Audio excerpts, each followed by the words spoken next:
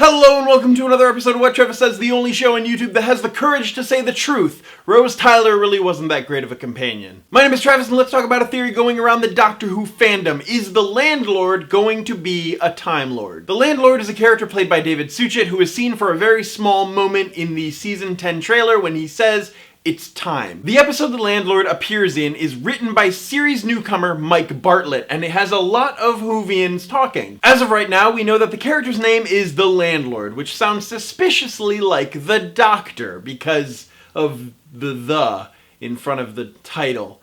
I mean, it's the. But this is Doctor Who, so speculation and theories run wild. But will the Landlord end up being a Gallifreyan being? Perhaps he's similar to the Doctor in that he's a Time Lord who stole a TARDIS and ran away. We know that a lot of Time Lords choose their name. The Doctor, the Master, the Corsair.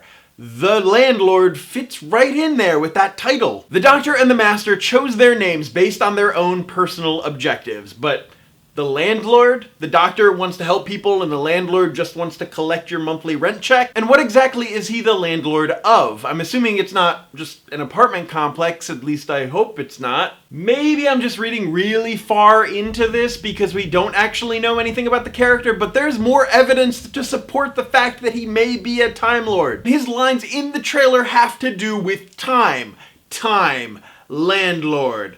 Time Landlord. No. Time Lord. Let's break down his accessories because there have been two promotional appearances of the Landlord, in the trailer and in a promo image. First off, he's a classy dresser. That is a snappy burgundy suit. It's very reminiscent of 10. And with his snippet in the trailer when he says it's time, he's holding a tuning fork. Now that's hardly a sonic device, or is it? The Doctor has a sonic screwdriver and sometimes sonic specs. The Master has a sonic laser and Missy has a sonic device as well. But the Landlord has a tuning fork, a device which can be used to resonate pitch with 100% accuracy, but it can also be used to channel vibration. If a tuning fork is held in your hand and hit with a rubber mallet, the sound produced vibrates the air around the tuning fork, but a person across the room wouldn't be able to hear it. However, if you strike a tuning fork and set it upon a whiteboard panel, that panel will begin vibrating at the same frequency as the tuning fork. It could be nothing, but it could be something. I mean, it could be a really amazing way for the Landlord to be able to vibrate his way through locks.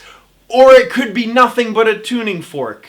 Now in the promotional image we got of the Landlord, he's holding a set of keys, but that key that he's holding in his hand is more like a skeleton key. It's not like the current TARDIS key. But if he has his own TARDIS, which uses its own set of keys, which might have a working chameleon circuit and look like an apartment or a set of apartments. So if the Landlord is really a Time Lord, why choose the name Landlord? Does that mean he's just gonna stick around in one place, not travel the galaxy? Well, yes and no. If he is a Time Lord, one of two things. He either stuck around in one area to help weary travelers, passerbys, aliens getting to know people from that one area. Or he himself is traveling with a group in his TARDIS, which is furnished like a hotel or apartment. Or maybe I'm just going crazy and I'm seeing Time Lords and theories where this guy is just going to end up being a human with a lease for you to sign. Yeah, part of me is like, this could be amazing, and the other part of me is like, Travis, you're stretching this way too far. Right, this is entirely speculation because the Doctor would be able to sense if there was another Time Lord nearby,